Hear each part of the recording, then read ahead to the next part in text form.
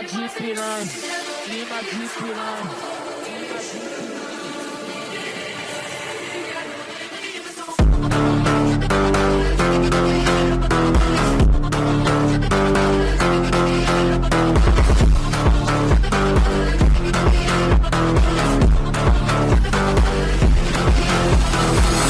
is the fucking life.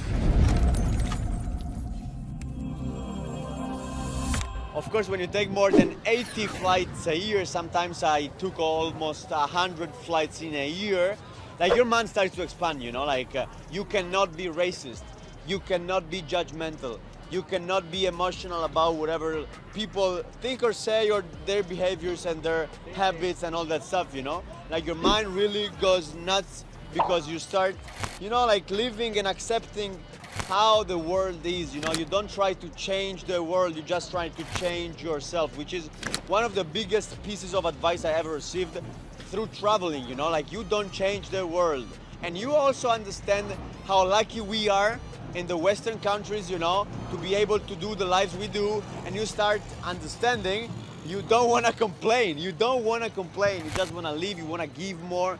You feel more empowered and everything about this topic. So for the sake of the conversation, as you know, I have two houses. I'm originally from Italy, so I have one place I live in, which is in Torino, Italy. I love Italy. You know, whenever I come back, it feels like home for real. The food, the people, the vibe, the serenity and everything. But the second one is in Dubai, because I have my residency in Dubai. I moved for, you know, for many reasons to Dubai, safety, tax reasons, and so on, connections. And, you know, it's a hot hub, Dubai, since many years. So I have two places because it's really important for me to have, you know, a base, a place where I can feel home, where I can feel safe, where I can come back and, you know, have my, you know, I can hang around with the people I know, with my friends, and most of all, I have a place where I have all my clothes. Because if you think of when you're traveling 365 days a year, man, you don't have like, actually your luggage becomes your house for real. But you still have to have a place where you go back, you change your clothes, you change your luggage.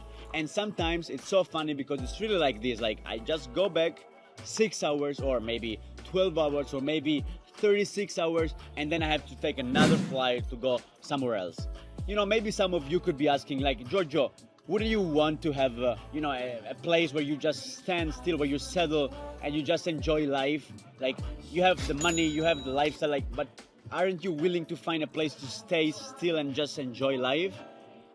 I'm at the point of my life where I'm traveling because I'm feeling like I want to travel. I want to know the world, and I am not in that phase of my life where I just want to settle.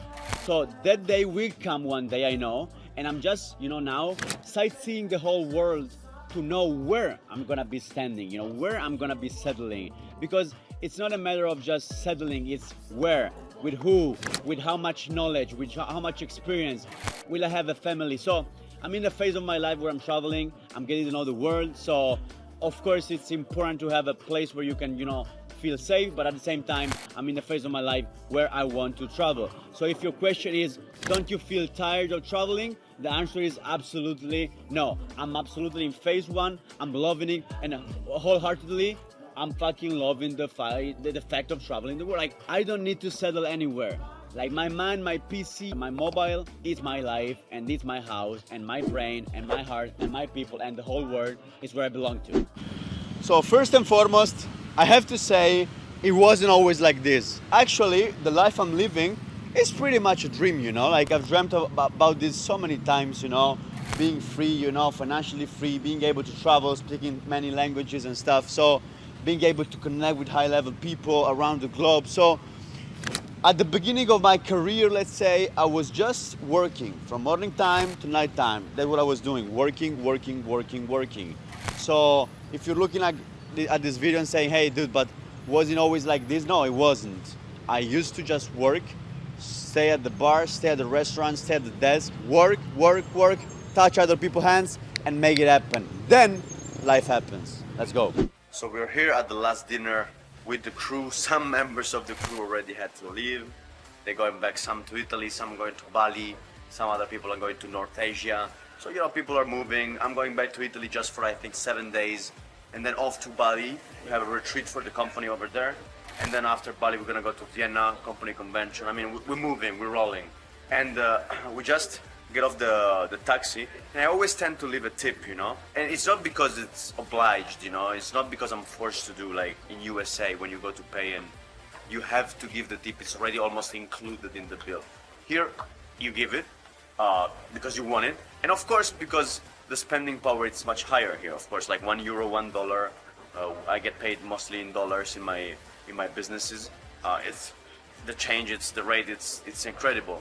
And the consideration I want to bring to you, almost in the conclusion of this vlog, it's why don't you think of making money in USD or euros, and then go leave, go spend, go on vacation, go on trips where your euro and your dollar is worth a lot. That's a smart financial move. That's what really makes you rich. Think of it, okay?